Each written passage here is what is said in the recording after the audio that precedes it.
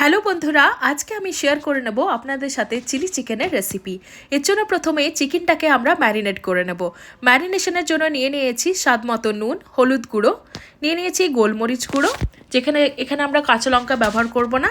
এরপর নিয়ে নিয়েছি আদা রসুন বাটা, তারপরে একটা গোটা ডিম আর কিছুটা কর্নফ্লাওয়ার, সব দিয়ে ভালো করে চিকেনটাকে মেখে নিয়ে 30 মিনিটের মতো আমরা রেখে দেব।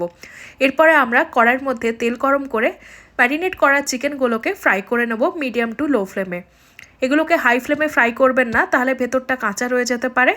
তাই মোটামুটি মিডিয়াম টু লো ফ্লেমে 30 মিনিটসের মতো ফ্রাই করে নিয়েছি। আর দেখুন খুব সুন্দর গোল্ডেন ব্রাউন হয়ে গেছে। এবারে চিকেনগুলোকে আমরা তেল থেকে তুলে নেব। একটা সস বানিয়ে নিচ্ছি, দিয়ে দিয়েছি টমেটো আর চিলি সস। এটাকে ভালো করে একটু জলের মধ্যে মিশিয়ে নেব আর গরম মশলাগুলোকে গুঁড়ো করে নিচ্ছি।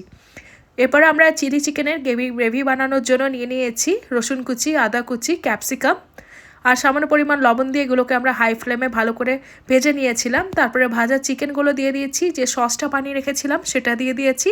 আর এটাকে ভালো করে নেড়ে চেড়ে মোটামুটি লো ফ্লেমে 30 মিনিটের মতো রেখে সবশেষে গরম মশলা দিয়ে আমরা নামিয়ে নেব। আর গরম গরম ফ্রাইড রাইসের সাথে আজকে সার্ভ করব চিলি চিকেন।